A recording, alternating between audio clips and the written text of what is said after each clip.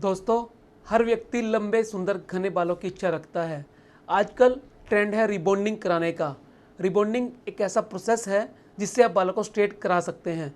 दोस्तों, आजकल permanent rebonding बहुत से लोग कराने लगे हैं, स्पेशली महिलाएं।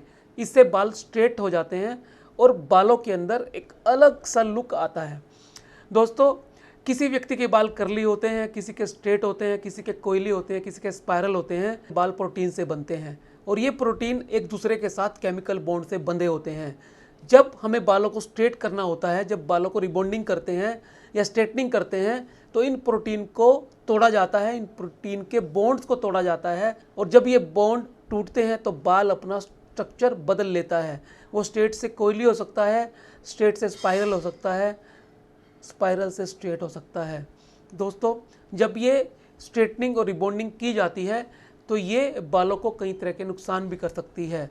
जी हाँ, बालों को कई तरह के नुकसान भी कर सकते हैं। आज हम उन 6 नुकसान के बारे में चर्चा करेंगे और ये भी जानेंगे कि इन नुकसानों को कम कैसे किया जा सकता है। जो बाल खराब हुए हैं उन्हें रिपेयर कैसे किया जा सकता है। दोस्तों, 6 तरह के नुकसान में सबसे पहला नुकसान है स्किन डैमेज होना, स्कैल्प को नुकसान होना, स्कैल्प का बर्न होना।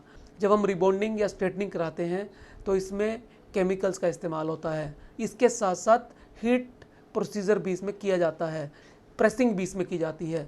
इस प्रेसिंग की वजह से यदि कम ज़्यादा हीट हमारे बालों को और स्किन को मिलेगी तो हमारे बाल भी जल सकते हैं और हमारी स्कैल्प की स्किन भी जल सकती है, जिससे स्किन परमानेंट डैमेज होने का डर होता है। परमानेंट स्कारिंग एलोपेशिया भी इससे हो सकता है।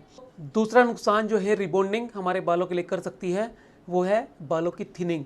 ये हेयर थिनिंग कर सकती है जिससे हमारे बाल शेडिंग फेज में जा सकते हैं, जल्दी निकल सकते हैं, जल्दी गिर सकते हैं और हमें गंजापन दिखाई देना शुरू हो सकता है। यानी बालों की थिनिंग और बालों की बाल्डनेस भी इस हेयर रिबॉन्डिंग से हो सकती है। तीसरा नुकसान जो हेयर रिबॉन्डिंग हमारे बालों को कर सकती है वो है hair frizziness and hair dryness. हमारे बालों का टेक्सचर इससे नुकसान हो सकता है। ये हमारे बालों को फ्रीजी कर सकती है और ड्राई कर सकती है और बाल बड़े अजीब से लग सकते हैं। बहुत से पेशेंट के अंदर ये समस्या देखने में आती है क्योंकि ये बालों के मॉइस्चर को सोख लेती है, जिससे बाल ड्राई हो जाते हैं। ड्राई होने से फ्रीजी हो जाते हैं और बाल अजीब से नज़र आते हैं। दोस्तों, चौथा नुकसान स्ट्रक्चर ऑफ हेयर में हो सकता है। ये हमारे बालों के स्ट्रक्चर को परमानेंट डैमेज कर सकती है। यदि अनक्वालिफाइड टेक्नीशियन से रिबॉन्डिंग कराई जाए तो प्रेसिंग कम ज़्यादा होने से या केमिकल कम ज़्यादा इस्तेमाल होने से ये हमारे बालों के स्ट्रक्चर को परमानेंटली बिगाड़ सकती है। कि हमारे बालों का एक स्ट्रक्चर होता है, या तो ये स्ट्रेट होते हैं या कोयली होते हैं। दोस्तों, ये स्ट्रक्चर बालों की 3 लेयर से बना होता है जिसे हम क्यूटिकल, मेडुला और कोर्टेक्स कहते हैं। जब प्रोटीन के बॉन्ड टूटने से इस स्ट्रक्चर के अंदर नुकसान आता है तो परमानेंट हमारे बालों का स्ट्रक्चर बदल सकता है। तो 5वां नुकसान जो हेयर रिबॉन्डिंग हमारे बालों में कर सकती है वो है change of colour and texture. जी हाँ दोस्तों, कि मेलानोसाइट्स हमारे बालों को कलर देता है। यदि स्किन बर्न हो जाए, डैमेज हो जाए और हमारे बालों की त्वचा भी खराब हो जाए तो हमारी मेलानोसाइट्स काम करना कम कर सकती हैं, जिससे पिगमेंट की प्रोडक्शन पे असर आता है और हमारे बालों का कलर भी चेंज हो सकता है।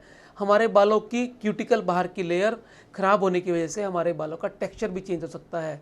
तो 5वां नुकसान जो है रिबॉन्डिंग हमारे बालों के लिए कर सकती है वो है कलर और टेक्सचर को नुकसान करना।